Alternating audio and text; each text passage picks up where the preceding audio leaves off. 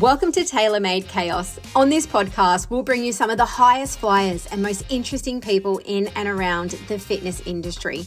We'll talk and laugh with CEOs, franchisee groups, exercise specialists, and to those who work in sales and marketing, and will share their insights and knowledge of all things related to the business of fitness. Love what you hear?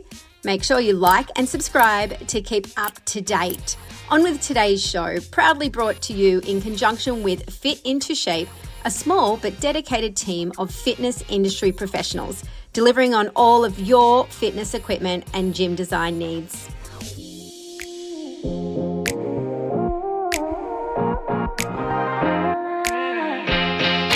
3, 2, 1. We are here for the RMS Fitness. It kind of feels like it's part 4. You are the fourth member of the team. So I'd like to introduce today Steve Heitzer. I'll actually start by doing a little introduction. And I think the reason that we're sitting here was I didn't realize how famous I had become until we were at URSA last year, and I heard this call out from an audience at the trade show. And I heard, hey, it's Tailor Made Chaos, you're here. And I thought, wow, I finally made it. And Steve was the infamous man who called out. So that was where our paths first crossed. So Steve, let's start with why you were at URSA in 2024.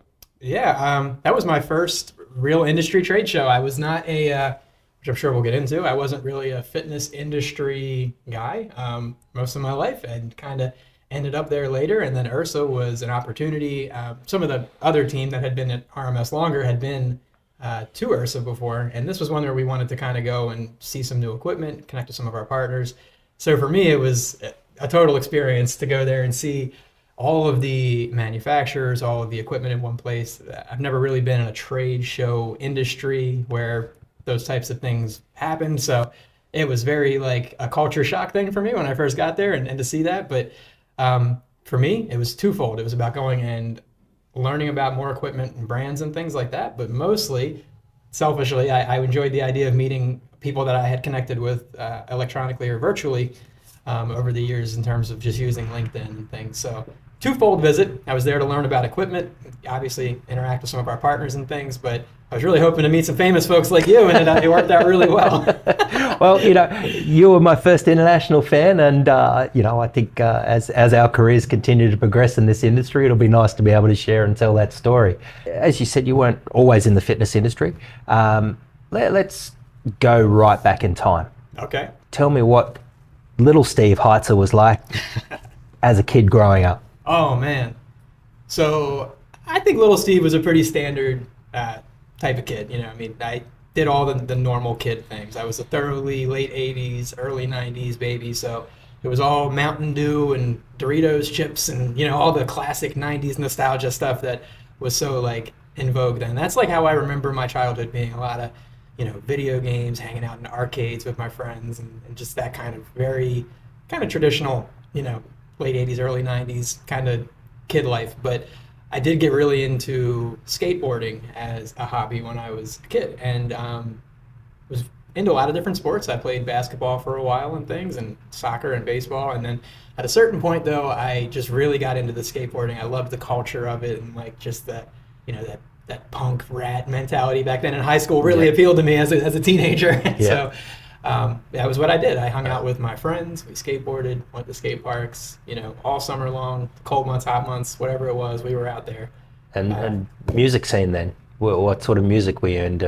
Were you into the punk sort of skateboard tunes? Oh yeah, back then it was all about the nasally punk rock. All the bands that sound like they're singing out of the tops of their. Drop some names. Offspring. They were way too cool for me back then. Okay, yeah. The popular bands when I was coming up were bands like Simple Plan, Good Charlotte, Newfound Glory, the bands that really sing out of their noses way up here, that was just the genre at the time, Yeah. And there was a lot of punk rock music and things like that, and that was kind of, really it. I remember you said, it's funny you mentioned you said the Offspring? Yeah. That was the first album I ever bought was an Offspring album. Yeah, wow. I went to, I think it was Sam Goody or something, a little retail store here with my brother who's 5 years older than me. And I just wanted to get into music and find something to listen to. And he told me to buy that one. And I went home and put it on the cassette deck, and I didn't realize there was probably some songs on there my parents weren't going to be big fans of. So I found out pretty quick that, I had to be selective about entertainment around the house because mom and dad weren't feeling some of the lyrics. But, it was that was my first album. So it's funny you said Offspring. Yeah, that there was you it, go. man. That was most of my childhood was like that. I had a little bit of an injury related to skateboarding when I was just out of high school, 18, 19, still trying to be something I probably wasn't ever going to be, and kind of hurt my back and had an injury with that. That's kind of stuck with me over the years, and sort of informed the rest of the directions of my life. So that was the upbringing, though, for the most part. Yeah, right. So, mate, we obviously fast forward to you coming out of school. What did you do when you finished school? Was college the dream, or was it going to work? What was the plans? Oh, sorry, I didn't cut you off. But yeah, the original plan was to go to college. I was going to go to a 2-year school and then transfer. My father worked for one of the local universities right here, and unfortunately, kind of right around when I was graduating, he got sick and had to kind of retire early. And when that happened, it kind of just changed my plans for how that was going to go. Part of my education was sort of in motion because of him working for the school, and then that changed a little bit. So I was like, I'm going to take the break and go and just try to make some money and figure out what I want to do, because I hadn't really thought about my future much at that point. I wasn't that kid. I was into skateboarding, and my plan was to figure out how to do that. But I realized pretty quickly, you got to make a living. I've always had a job since I was 14. I used to work at down the road here at a store called Party City.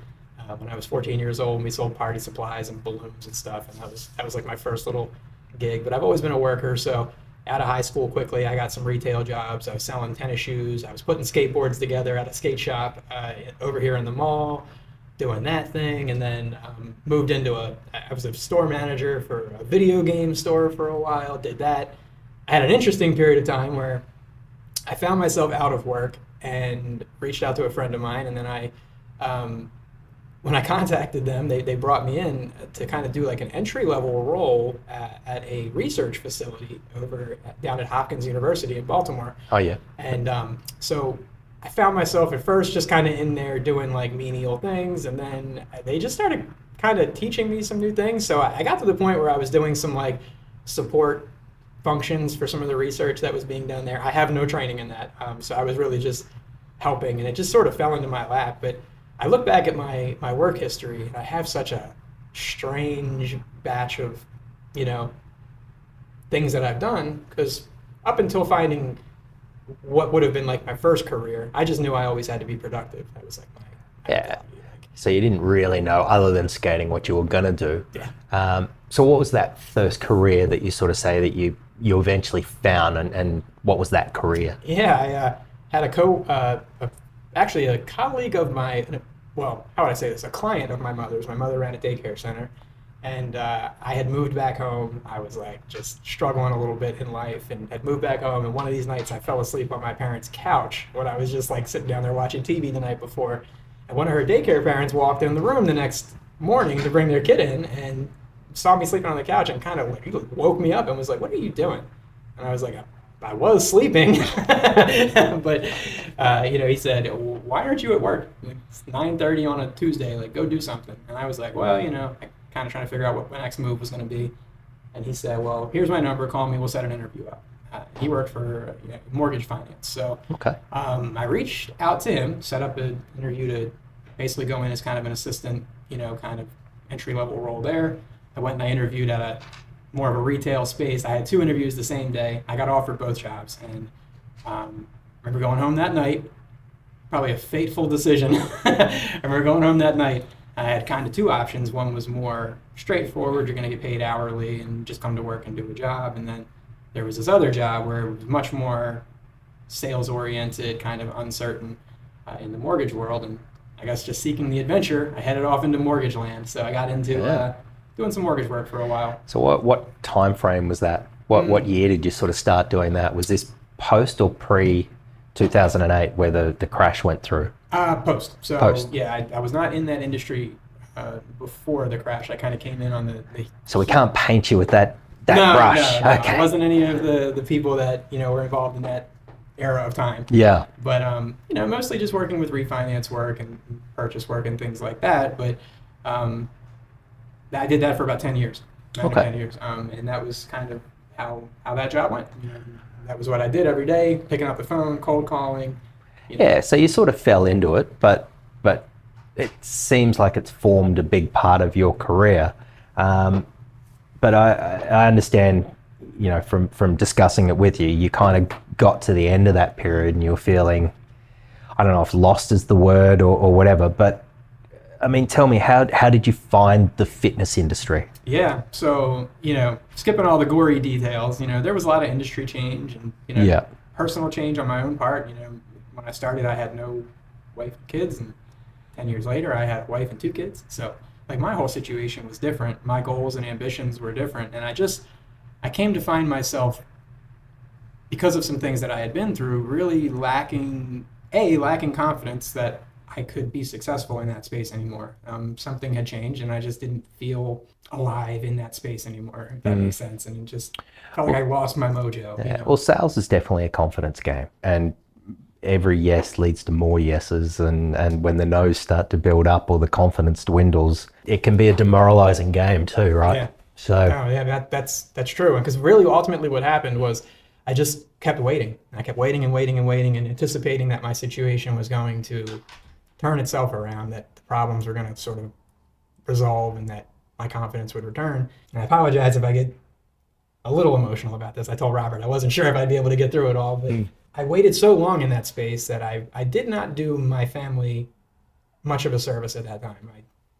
Trying to linger on in that world led to me blowing through savings to try to keep up with bills and lifestyle and things like that. And at the end of it all, I just realized that I wasn't happy. I wasn't fulfilled, and it really only was what I was doing because it was what was allowing me to provide, financially. And I just wanted something more fulfilling, but I also needed a break. I had gotten very stressed. I had gotten almost sick, to the point due to stress and anxiety and just whatever else comes along with that. I lost a bunch of weight, wasn't eating well, wasn't sleeping well, and really felt like, I don't know, like I was shutting down at a point. Like my body was like not doing the things. It just wasn't working. And so I went through the medical processes and found out like, hey, you're just fine. You're probably just a little crazy because you've been stressed out and going through too much. And that's basically a funny way the doctor told me of like needing to really evaluate my life, evaluate my future, my mental health, and make some changes. So I knew the owner of RMS Fitness from outside, of the workspace, and I reached out to him and I said, hey, I'm going through some stuff. I really want to make a change.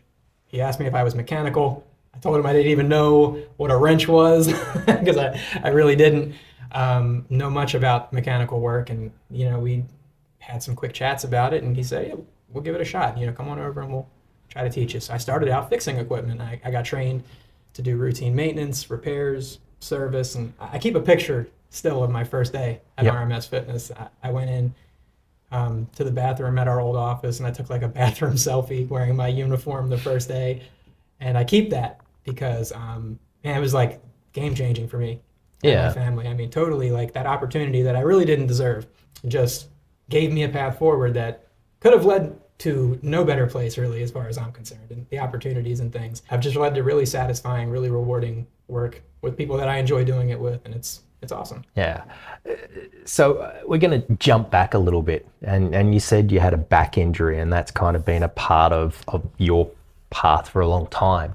Were you doing rehab work, fitness work back while you were, dealing with that? Or is it something that you hadn't found fitness back then? Despite my striking physique here, I've always kind of been like, I enjoy fitness, but I struggle with the discipline of it, right? So I've always been an off and on guy. I have a fitness page on my Instagram. I do work out pretty, regularly and consistently and things, but I wasn't doing any of that back then. So, really it was just kind of, at that point, I made all the decisions that were just the least involved. So I had another injury skateboarding where I broke a bone in my hand and needed to have that, should have had that dealt with at a surgical level, but they told me I was like on the edge where I could pass on it. So I just said, fine. And I let it kind of heal its own way. And that's sort of what I did with my back. And as I have gotten older and my body has stopped functioning at its peak, some of my recent doctor's visits, they can see that I had neglected to recover from that injury. And that's why it's like still so problematic now. Yeah. So I suppose you didn't find the fitness industry in the traditional way. It was more through relationship and reaching out to Robert. So you said he gave you a start with a spanner. Where did your career within RMS go? After that? I went through the normal training arrangements here. I got to go do some certifications at different partners that we work with, and spent a lot of time working with the senior guys here at RMS, learning the ropes. We're really blessed here to have like very long tenured employees. So, the amount of information I could just absorb from those dudes. And that's kind of how I am. Like, I'm just like, give me the data. I don't know if you've seen, Short Circuit, the movie, like need input. Like that's me. Like just give me all the stuff. And so I was just soaking it up. And, after a few months of doing repair work, and at this point I was going out by myself and doing repairs and things. And I think Robert had other plans in mind for me, and he approached me one day. We went out and did some service work, and he pulled over in a parking lot. It was he, myself, and Emily in the car. And he said, hey, I'm going to give you a raise. He said, I'm going to give you a little bump. He said, because I know you're probably going to think I'm suggesting this because I'm not happy with how you're performing in the service world. And he said, I don't want you to think that's the case. You're doing fine and we can keep doing that. He said, but I really would like you to consider helping me to flesh out a sales side of our business that doesn't really exist yet. And I had my reservations coming obviously from the situation I was in. I was just grateful to have an appetite and be hungry and be able to just live what felt like a pretty normal life at that point. So I was hesitant, but we had some conversations about it, and we just decided that we were going to do it our way. If we did it, we were going to do it the RMS sales way. Yeah. And not try to create some meat grinder, boiler room, dynamic, but something that could be satisfying and sustainable for people for a long time. I didn't want to create something, introduce other people to it, and then lead them to burnout. Yeah, so it was a goal of mine to if we're going to do it, we're going to do it our way. So I suppose that way, and from my brief sort of interaction with RMS and following you a bit on Instagram and LinkedIn and socials and listening to the podcast, I'd say it's more of a consultative approach versus a sales approach. But do you want to talk to me a bit about what the RMS way is? Yeah, I mean, so depending on which side of our business, right, it'll look differently depending on whether you're talking about a service or an install or a site visit for sales. But the mentality is the same, which is, on the service side, when we go into a room, it's leave it better than you found it, and because trying to create a cookie cutter, approach to any space, when we have 400 or 500, contracted customers, there's obviously best practices and you need to replicate to a certain extent, but really identifying what that customer's specific needs and concerns are and learning to identify that, that's a big part of the RMS way. And there is no one size fits all way to service these customers. Everyone does have unique circumstances. So on the service side, that's the RMS way. On the sales side, the RMS way involves that consultative versus that sales guy approach. I joke, like any other salesperson, I have my funnel of pain, and then once I get your email address, you're in my world now. But I've never wanted to be you're gonna get 10 emails a week from me. I don't have a sequence that I created. I don't have an automated, email blast update that goes out, asking for an update or a check-in. Every email I send is typed by me. I don't use ChatGPT. I don't do any of that stuff. I just, I believe in authentic, real communication. If I don't have meaningful things to communicate to you, I'm not reaching out to you. So that's the RMS way. When they see my name in their inbox, and ideally, it would be anybody's name in their inbox from RMS Fitness, they should know that when they're opening that, it's going to be because we're trying to do something to benefit you, not take away from your time and distract you with a flyer or, something like that. Not that there isn't room for marketing, but in general, consultative. So I go into a room, I put my quotes and proposals together based on my pricing. I don't, a good example of that would be, using really high numbers on pricing and then putting a big discount at the end to kind of...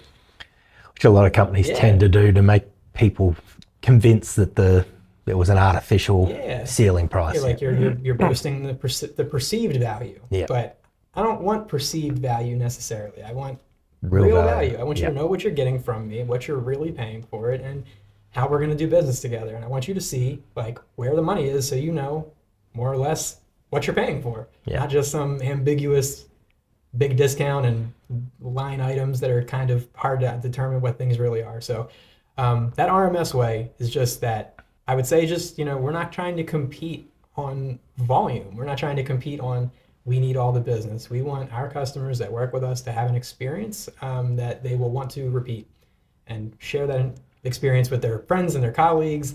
And that's how we want to get our business, not through just aggressively jamming ourselves into people's inboxes, all week long. Yeah. No, I mean, your company RMS is a little bit like my American brothers from down under. We think and feel quite similar in the way that we do business. But I suppose, one of the things I would like to touch on, and I've done it on a couple of other podcasts with a couple of other guests, you sort of talked about that burnout and how you were feeling, and even a reluctance from Robert to continue in that sales role. Talk to me about, where you sit with mental health now from where you used to sit to where you now sit, and why it's so important to you. Yeah. It's funny, for a long time, I was unsympathetic to people that expressed, struggles with their mental health. I used to make jokes like, oh, you're stressed out? That's just being a grown-up. That's called being a big kid. I would say things like that. I didn't have a lot of appreciation for things that people went through, but I saw firsthand, through my own lived experience, the immense power that your mind has over your physical body. I'm probably only 138 pounds today, but at my worst, I was probably down to about 111 pounds, 112 maybe, and I most of that had almost entirely to do with my mental health. I couldn't even focus on food. I was so anxious and stressed. I used to tell people I'd put food in my mouth, and it would feel like it was turning to like dirt in my mouth. Like I couldn't even chew and swallow. Like, I know it sounds dramatic. I had no physical problems. I went through all the tests, and it was determined that something else was going on. So I started doing research, and now years later, they call the brain, your stomach, the second brain, because there's such a correlation between, your physical body and your mental health. So for a long time, I lacked confidence. I felt like a big time failure as a father and as a husband, as a man. I had people, when I was struggling, not be sympathetic and heap more shame on me during that time. I didn't know what the end of that looked like for a long time, because I never felt, and I'll be really candid, I never had like any, feelings or inclinations of harming myself or anything like that, because people would ask me, when I was going through that. But what I did tell people was that it felt like my body was trying to kill me. Like that's what it felt like to me. It just, nothing was working, and I felt completely out of my own skin, but trapped in my own body. Like I no longer felt like myself, but I had no idea how to fix that. So that was part of what coming here and doing the hard reset on the employment front was about for me, was about simplifying and learning to do something haptic and tangible, so that I could just learn to be more grounded and more present and more focused on where I was. That was probably the big start for me. Yeah.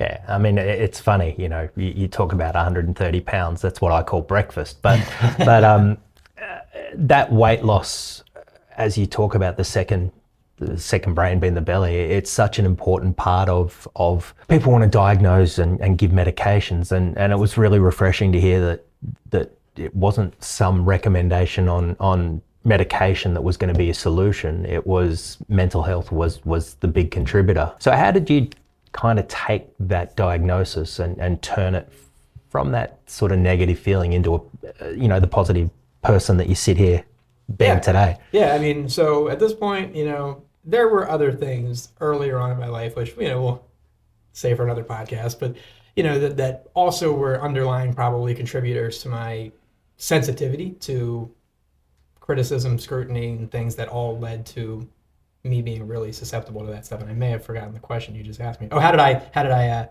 apply that diagnosis. So I was diagnosed with a couple different things. I have a generalized anxiety disorder, and I have been diagnosed with depression.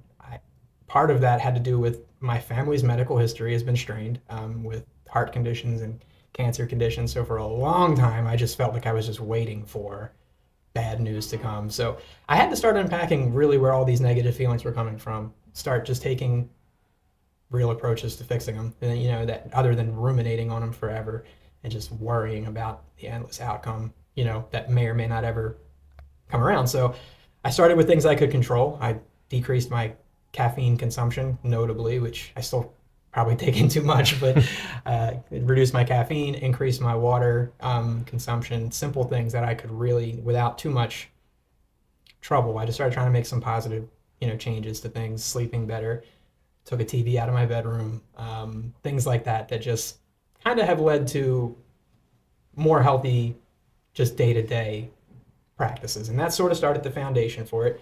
I did get into exercising. I have brothers and sister-in-laws who are competitive powerlifters who got me involved with some of that. Obviously, I'm never going to win any probably awards for powerlifting, but during that time, man, I found that, exercising, has obvious mental health benefits, but for me, I've been plagued with the back problems too. And I found that by, getting strong in my legs, my low back, my core, the trunk of your body, really eliminated a lot of my physical pain or improved a lot of it. And then I started realizing the correlation between physical pain and mental health. And there was a lot of times, the back thing for me is actually a really sensitive subject because it has really affected my relationship with my kids over the years and things. And, like my daughter, there have been times where I haven't been able to walk because my back, when it's bad, it's bad. Like non-weight bearing. I've had times where I can't lift my right foot off the ground because it's so painful. It's been bad. And having my children see me in that state it does something to me. It had in the past done something to me. It made me feel inadequate or lessened or something like that. Made me feel like they couldn't feel confident in me. Like if something were to go wrong, if there was a fire, an emergency, would Dad be able to make it happen? And I just realized as I started to make these small improvements and started feeling better, I was able to sort of just see how that was all tangled together. I basically had become a dude who wasn't making any money at work. My physical body had failed on me. I just didn't see what my value was to people at that time anymore. If you can't do these things, what good are you? So it's amazing how that sort of changed. And I don't often give advice, but I am going to give a small bit of advice here. Yesterday we were playing with assembling a reformer. Oh, yeah. Going back a few years for me, I was struggling with some injuries and stuff myself. And I actually found Pilates was a massive turnaround for me with some back injuries and historical things. I'd honestly say, give it a shot. Give it a shot. Keep it as part of your fitness routine, just even if it's 1 or 2 Pilates sessions, without knowing obviously too much diagnosis. But I don't have any limitations as far as what I can do other than what I can't do. Well, plug for male Pilates. I'll check that out. Like I said, the machine itself looks like some sort of torture device, but I guess you have to know your way around them. We were pretty fortunate to have you there with us.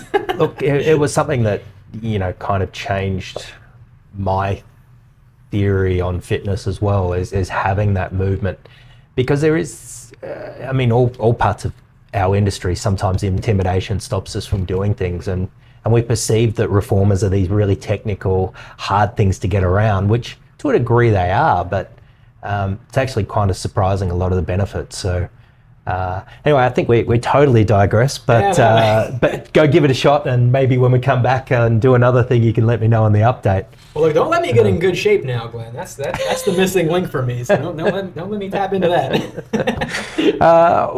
Look, we're going to tap into something different, and I'm going to have the pleasure of being on your podcast later today. But tell me a little bit about Everyone Needs a Spotter. We've kind of touched on it with the other team members, but you're kind of the driving force of that and the lead voice on it. How do you feel going from podcaster to podcastee, if that's even a even a thing? No, it's cool. I enjoy these opportunities to sit down and talk about things and work and life and all the different dynamics in between. It's really fun, and that's kind of where the podcast started. Honestly, it was sort of a COVID production initially for us, during the lockdowns, and didn't have as many customers to go see, and kind of sitting around the office a little bored and trying to figure out how to stay busy and relevant in front of people and things. So you'll notice if you look our podcast up, there's season 1 and season 2. Season 1 was the COVID era. Okay. And it was much more centered around health and fitness, diet, just funny little things. We did like a 2-hour episode on pink Himalayan sea salt or something like that. It was an interesting concept, that we were trying to do, and it was fun for us. Emily made like a sea salt concoction, and we drank it on camera, and that was special. We just did little things like that, but we gave it a break after a while because, work got back to being work, and, we got busy again. But then we got to missing it, and we're all here in the office on Fridays, and we just, wanted something to do together that was fun. We came up with the idea of bringing the podcast back, and we started just looking at what our business model looked like, who we were talking to, and where we could have the most impact. And obviously, an absolute majority of our clients are in the multifamily space. And you'll know, one of the things I was going to ask you about on our podcast later, so I'm not going to answer it too much now, is just that there's big differences between dues-paying facilities and clubs and things versus the needs of a unmanned or unstaffed facility in an apartment community. And just realizing that these multifamily professionals are managing so many aspects of these buildings. They got HVAC systems and plumbing issues and the internet and lights and everything. They can't be experts on all the areas of their building. So we created the second season of Everyone Needs a Spotter with the idea of, we're going to have their back. We're going to be the one behind them to make sure that whatever information they need, whatever tools and resources they need, we're going to be there. We're going to provide information on the podcast, best practices, tips and tricks, ways to maximize what you have at your community as far as the equipment and the asset that you have, ways to keep it marketable and, in good condition. Ways to just make the most of it on tours. We talk about maintenance, taking care of it, and it's really been nice. Sometimes sitting around the podcast table talking about things, we come up with some of the great ideas that then we take to our next meetings with our team, and we roll out new ideas and concepts. So it's really been valuable in so many ways. We get to share information and knowledge with our clients and our listeners. We get to stay in touch with people that we're already connected with. They see us a couple times a week or a month rather, and they hear us. They get to know a little bit more about our personalities, and it really helps to bind that business together and help kind of maintain that consultative versus sales mentality. These are people that they rock with us. Our customers, they're RMS people because they enjoy who we are and what we do, and the podcast is part of that. Yeah. Well, look, I mean, I love being a listener, and I suppose I'm a small active contributor to it. Oh, yeah. We mentioned you on like every other episode now. It's been a lot of fun, and I'm really looking forward to being a podcastee this afternoon. I mean, the way our podcasts work are quite different. Obviously, you're more of an informative, whereas ours is more of a conversation. But it's a great kind of means of communication nowadays. And if you listen to Gary Vaynerchuk, he sort of suggests, Gary V. He kind of suggests, those who, what does he say? Those who can't market sell. So I actually kind of like that mentality of it's a soft sales approach, but it's an informative and consultative way to do it, and a good way to stay connected with your customers. So we have a lot of fun doing it too. We have a lot of fun, the nicknames for Steven and all the things, it's all part of what we do, and it's just, it's an enjoyable component of things, and that's like really important to me. Like coming from the scenario that I was in before, I just really came to appreciate like meaningful and rewarding work, which is really one of the things that has played probably one of the bigger roles in me feeling so much better. Is just this work that we do is so different, so much more tangible and real. I hope I'm not repeating myself, but it really was a lot to do with like these transactions would finish in my prior career, and it was just done. Yeah. The money exchanges hands, the rates are set, the valuations are in, and you just, it's over. And people are just back to paying their mortgage, right? And that's like, I never felt like I did anything meaningful. Satisfying. Yeah, and like now, I go to a place. Well, first, usually I'm looking at them on, CAD drawing format. Doesn't even exist yet. And then I go out after it starts getting built, and it's a hole in the ground, and I see the foundation, and then I see the uprights and the pillars for the buildings, and then I go back a month before it's finished, and I do a site walk, and it's a finished room that I helped to inform on and consult on. And then a month later, we're bringing the equipment in, and then now the landscapers are outside putting bushes and plants in, and they're painting, and it's starting to come together to a community. And then I deliver this finished space. But then if I go back to it, and this is really where it gets to be cool, is when I go back 6 months later, there's going to be people that have moved into that community.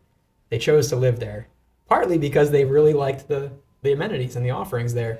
And then when I see people in those spaces, like staying healthy, when I see somebody really working out and like getting after it, and like I could tell it's making a difference in their life, to know that I played a role in that, it sounds stupid probably. I don't know if that's meaningful enough to other people, but it's so much different than what I was doing that it has been really rewarding. And that was just another element of moving past where I felt like I was stuck for so long, was finding something so like satisfying that way. Yeah, no, I mean, I can kind of support that statement a little. I've been involved in gyms and equipment sales, and a while ago I had to make a decision. Was I more focused on being a gym operator or more in the equipment side of things? And it kind of dawned upon me, as a gym operator, you can only, as a PT, you can only have 20 customers or 30 customers. As a gym facility, you could influence 1,000 to 2,000 members, depending on the size of your facility. Whereas in our roles, we actually get to have a big influence, although it's in a watered down way, but through good advice and space prescription and circulation and, all of those things that are core to what you do. You have a big impact and a big footprint at the hundreds, if not thousands of facilities that you fit out. And it's super rewarding. Yeah. But it comes down to your perception of what you get reward from. So true. That was, I mean, what you just said was the core of what I realized before, was that in my prior space, I was very content to be, doing what I was doing as long as I was being productive and making the money. And I realized that it was the financial component of that life that was the most motivating. Yeah. And I don't know, pretty demoralizing after a while. Yeah, it's like, it's got to be more, to use a cliche expression, like, there's got to be more to life than this, right? So, there's a spiritual element to things, obviously, trying to tap into just trying to get back to basics and the things that we all know, like in our core, make us happy. Yeah. You get caught up chasing these other things, man. And at the end of the day, it's, you've heard all these quotes over the years, like no one's ever laid in a hospital bed at the end and wish they had made an extra $100,000. Like, it's just not a valid, like at the end of it all, you're going to value the same things as everybody else, more or less. And I think we just forget about it. Life's so busy and there's so many things, squirrels to chase, so to speak, or whatever you're going to do out there, that you can just find yourself doing things just for the sake of doing them. And that's where I'm trying to be more purposeful, more present, more meaningful decision making is just, it's the way to be in 2025 for me. Yeah, no, fair enough. Well, mate, we've had obviously a pretty expansive chat. Yeah. We've still got more to go this afternoon, but from me to you, I deeply appreciate you and the team, making yourselves available. Obviously, rounding out part 4 of our RMS chat. Been with the fourth Stooger. For the young kids who don't know who the Three Stooges were. Steve, it's been an absolute pleasure. Thanks for being so open and just sharing your life and everything. And keep doing what you're doing, man. Well, thank you for being here with us, Glenn, man. It's been a really pleasure to have you here. And I mean, again, being here with you is part of what I was talking about before with that meaningful work and the fact that you live on the other side of the globe and now we're friends. We're sitting here across the table. I mean, that's what it's all about. So I'm grateful for you as well. Big power in social media, and absolutely appreciate it. It's been great to connect. So, all right. Let's call that a wrap on TMC Global Edition RMS Fitness. Out. Take care.